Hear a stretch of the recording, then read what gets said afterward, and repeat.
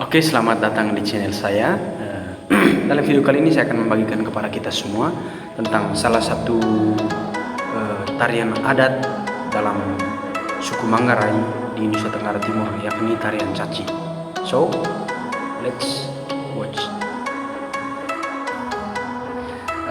Yang pertama saya hendak memulainya dari arti caci itu sendiri, ya. Caci itu dibagi menjadi dua bagian, yakni dari kata ca dan juga yang kedua itu adalah kata ci.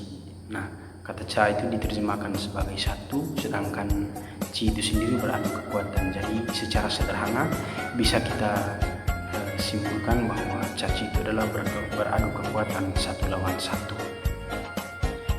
Upacara caci dalam adat Manggarai sering juga disebut sebagai rapas atau rampas, ya. Kalau diterjemahkan ke dalam bahasa Indonesia, rapas atau rampas ini kurang lebih artinya adalah perang. Jadi kalau kita gabungkan kedua kata ini, kata caci dan kata rapas itu secara keseluruhan bisa kita simpulkan bahwa caci atau rapas itu adalah tarian perang yang di dalamnya dilakukan uji kekuatan, ya, satu lawan satu. Demikian.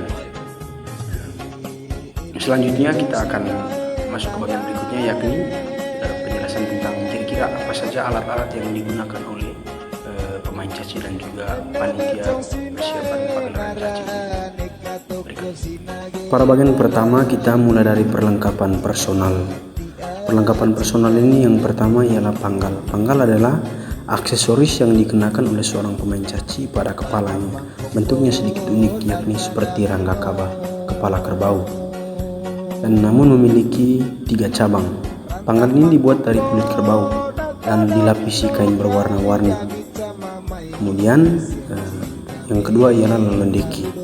Aksesoris ini dikenakan pada bagian belakang punggung pemain caci, diikatkan pada daerah pinggang. Pada saat lumes atau menari, biasanya lelendeki ini mampu memberi makna lain, ditambah lagi dengan ujung yang berwarna-warni membuat pemain caci semakin kelihatan menarik untuk dipandang. Yang ketiga ialah dekobakok dan juga kain songke yang berwarna hitam. Sebab pemain caci hanya telanjang dada, maka pemain caci perlu mengenakan aksesoris berupa celana putih dan kain tenun khas Manggarai yang biasanya dibuat dari kain songke. Kain songke tersebut diikatkan pada area pinggang yang dengan menggunakan ikat pinggang dimaksud agar tidak jatuh atau melorot. Yang berikutnya ialah nggorong. Perlengkapan lain yang biasanya disebutkan ialah nggorong atau giring-giring. Perlengkapan ini dikenakan pada daerah pinggang sebagai bunyi-bunyian atau lonceng kecil yang berbentuk bulat. Yang terakhir ialah sapu tangan. Istilah sapu tangan ini merujuk pada sebuah kain tipis berwarna putih berbentuk persegi. Kain ini digunakan oleh pemain dalam banyak hal, entah itu untuk mengalas tangan, memegang alat penangkis, atau untuk membersihkan keringat. Yang kedua ialah perlengkapan milik panitia. Yang pertama itu larik. Bahasa lain dari barang ini adalah cemeti atau cambuk. Larik terbuat dari kulit kerbau yang dikeringkan dan pada bagian ujungnya kemudian dipilin sedemikian rupa sehingga membentuk cemeti. Ditambahkan juga kulit kerbau kering yang diiris tipis dan dalam adat Manggarai dinamakan lempak atau lepak. Yang kedua ialah puri. Puri merupakan lidi yang masih muda dari pucuk pohon lontar atau nau. Pada saat caci berlangsung, puri yang masih muda ini akan dipisahkan dan kemudian diikatkan pada ujung lempak atau lepak. Penggunaan lidi ini memang sangat opsional, namun jika digunakan dan mengenai badan akan menghasilkan luka yang lumayan besar. Yang ketiga adalah giling. Dalam bahasa Indonesia, giling sering diterjemahkan sebagai tameng, dan memang hal itu tidaklah salah karena bentuk giling dan fungsinya sebagai tameng. Giling terbuat dari kulit kerbau yang diukir sedemikian rupa menjadi bulat. Bagian dalamnya dibuatkan pegangan seperti tameng pada umumnya yang bisa membuat pengguna mampu menyangga dengan baik. Pada bagian pinggir bulatan tameng ditambahkan rotan agar semakin menambah kekuatan tameng sehingga tidak mudah rusak.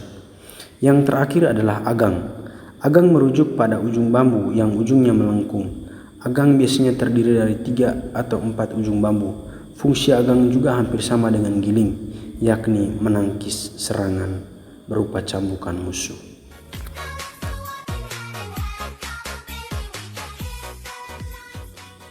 Setelah lebih dekat memahami peralatan caci, selanjutnya kita perlu mengenal bagaimana cara memainkannya.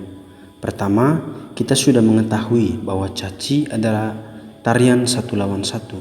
Kedua orang ini mencambuk dan menangkis secara bergantian. Setelah yang satu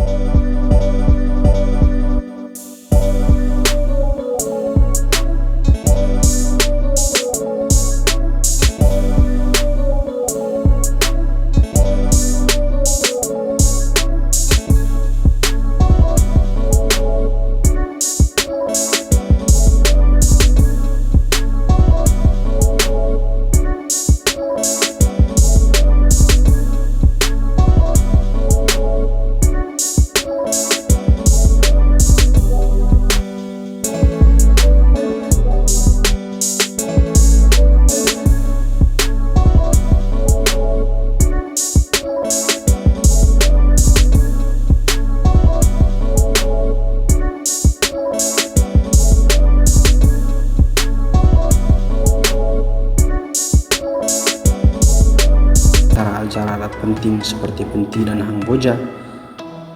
Namun sekarang caci sudah bisa dirayakan pada acara-acara besar kenegaraan, misalnya pada tanggal 17 Agustus dan juga pada tanggal 2 Mei dan hari penting lainnya.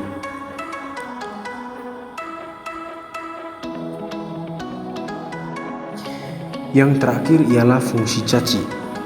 Secara sederhana, caci sebetulnya memiliki banyak makna dan manfaat.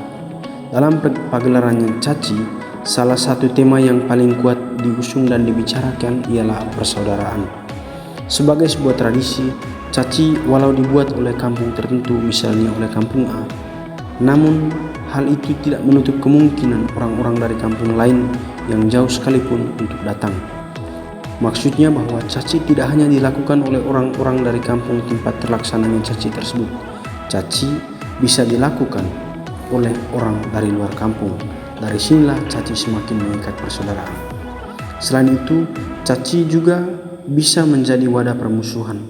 Walau panitia pelaksanaan caci dan bahkan penonton tidak pernah menghendaki hal ini, namun hal yang tidak diinginkan itu tetap bisa terjadi di berbagai tempat. Kendati juga sebagian orang Manggarai tidak mengakui bahwa caci sebagai wadah permusuhan, tetapi hal ini tetap terjadi. Misalnya ada orang-orang tertentu yang menggunakan ilmu-ilmu gaib yang supranatural untuk menunjukkan kejantanannya. Oleh karena hal ini, lawan akhirnya menjadi terluka parah dan tidak sedikit caci kadang bubar oleh karena hal ini.